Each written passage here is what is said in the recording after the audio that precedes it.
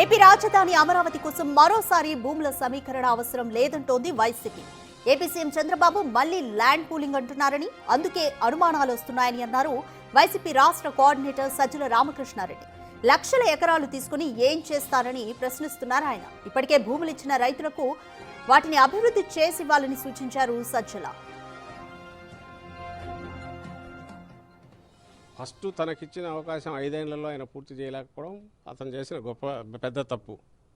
ఎందుకంటున్నానంటే land pooling అనే దానికి పోయి మళ్ళీ ఇప్పుడు రెండోసారి కూడా అనుమానం ఎక్కడొస్తుందంటే మళ్ళీ ఇంకో దశ ల్యాండ్ పూలింగ్ అంటున్నారు. ఉన్నది చాలదని ఇంకో 40,000 ఎకరాలు తీస్తానంటున్నాడు. అంటే ఇది ఎక్కడికి తీసుకువెళ్తున్నాడో, ఎన్ని వేల ఎకరాలు తీసుకోవాలనుకున్నాడో, మరి దాని అన్నిటికీ ఇవ్వాలంటే వాటికి రోడ్లు వేయాలంటే ఎన్ని లక్షల కోట్లు అవుతుంది. దీని గురించి ఏదన్నా ఒక వైట్ పేపర్ రిలీజ్ చేసి చెప్పాలిగా. దీనికి ఇన్ఫ్రాస్ట్రక్చర్కి ఎంత అవుతుంది, దీన్ని ఏ రూపంలో తెస్తున్నాడు. సెంటర్ కన్నా గ్రాంట్స్ ఇచ్చి ఈయన పెట్టుకుంటే మాకు అభ్యంతరమే లేదు. ఇంకా మహానగరాలు కట్టుకునే వద్దని ఎవడు అంటాడు మన స్టేట్కి వస్తుంటే. నువ్వు అట్ట కాకుండా లోన్ తెస్తూ ఆ లోన్ దొరకడమే పెద్ద ఫేవర్ చేసినట్టు. ఎంతైనా లోన్ చేసుకొని నేను సెంటర్ అనడం వాళ్ళు ఫేవర్ చేసినట్టు. వీళ్ళు ఆడుతున్న నాటకం అంటే స్టేట్ మునిగిపోతుంది. వైసీపీ కామెంట్స్ కు కౌంటర్ ఇచ్చారు ఏపీ సీఎం చంద్రబాబు. రాజధాని అమరావతి అభివృద్ధిని 33,000 ఎకరాలకు పరిమితం చేస్తే అదొక ఉత్తమ మున్సిపాలిటీగానే మిగులుతుందన్నారు. మహానగరంగా మారాలంటే విస్తరించాలని అభిప్రాయపడ్డారు ముఖ్యమంత్రి చంద్రబాబు. తనపై నమ్మకంతో భూములిచ్చిన రైతులకు ఏమాత్రం ఇబ్బంది రానివ్వబోమన్నారు ఏపీ సీఎం చంద్రబాబు.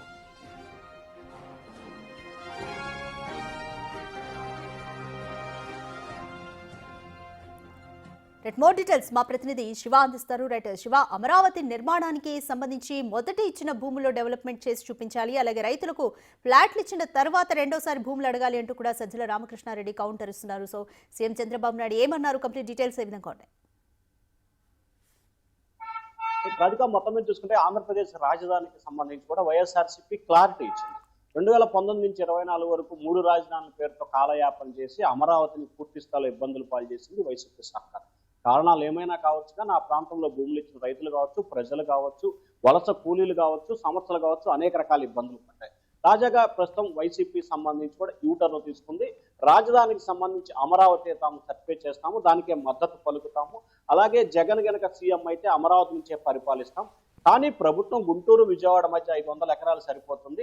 1000 ఎకరాలు తీసుకొని రియల్ ఎస్టేట్ వ్యాపారం చేసి ఏం జరుగుతుందో తెలియకుండా 100 కోట్ల రూపాయలు అప్పులు తెచ్చి అప్పులు చేయడం మూలంగా ఇబ్బందులు పాలవుతున్నాము.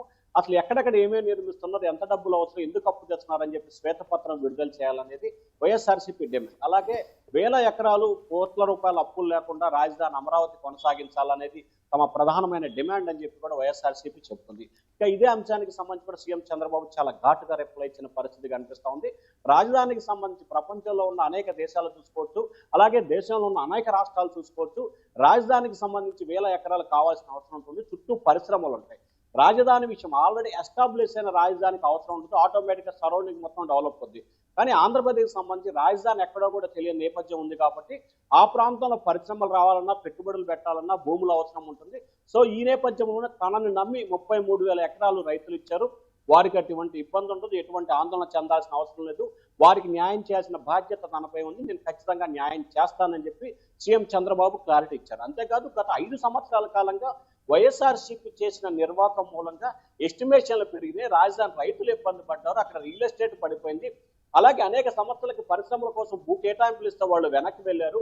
బెదిరింపు ధోరణితో వైసీపీ సర్కార్ అవలంబించిన విధానాల మూలంగా చాలా ఇబ్బందులు పడ్డా వాటన్నిటి రెక్టిఫై చేయడానికే ఇంకా కొంత టైం పట్టే అవకాశం ఉంది. అయినప్పటికీ తాము రాజధాని పనులు కొనసాగిస్తున్నాము.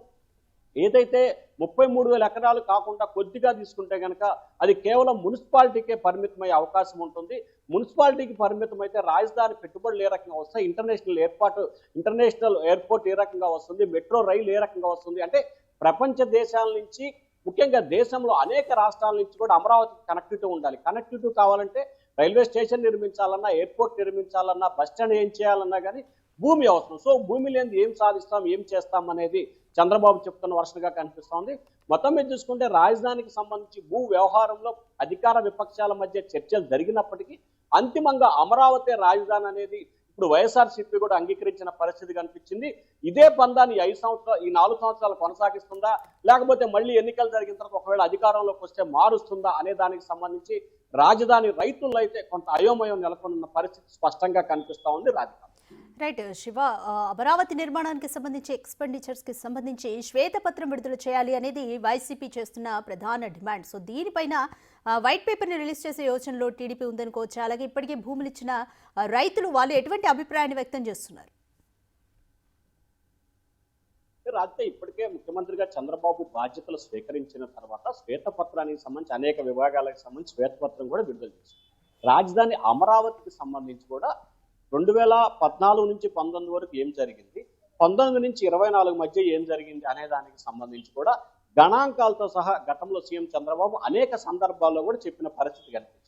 ఇక ఇప్పుడు ఎటువంటి అభివృద్ధి అంటే ప్రధానంగా చూసుకుంటే పాత పనులన్నీ కూడా రీబుక్ అవుతున్నాయి, వాటన్నింటిని పూర్తి చేసే పనిలో ఉన్నాయి. వాటన్ని పూర్తి చేయడం అలాగే కొత్త వాటికి సంబంధించి తీసుకునే ప్రక్రియ కొనసాగుతోంది. ఇప్పుడు ప్రభుత్వం కూడా ఏం చెప్తుంది, ముందుగా ఈ ప్రాంతంలో ఏదైతే 33,000 ఎకరాలకు సంబంధించి అభివృద్ధి కేటాయించడం, రైతులకు ప్లాట్లు కేటాయించారు, దాదాపుగా అలాట్మెంట్ జరిగింది. అవన్నీ కూడా అభివృద్ధి చేసిన తర్వాత సెకండ్ ఫేజ్కి వెళ్తాము.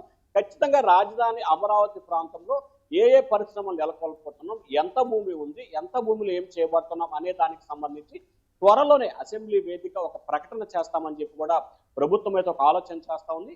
అయితే రేపు జరిగే అసెంబ్లీ సమావేశాల్లో ప్రకటన చేస్తారా, లేకపోతే తర్వాత జరిగే అసెంబ్లీ సమావేశాల్లో ప్రకటన చేస్తారా అనే దానికి సంబంధించి క్లారిటీ రావాలి. వచ్చే దసరా నుంచి కూడా రాజధాని ప్రాంతంలో పనులకు సంబంధించి ఇప్పటికే చాలా పనులు జరుగుతున్నాయి కాబట్టి వాటన్నిటిని కూడా భవనాలు ప్రారంభించబోతున్నట్టు కూడా తెలుస్తా ఉంది Raju. Right, thank you Shiva.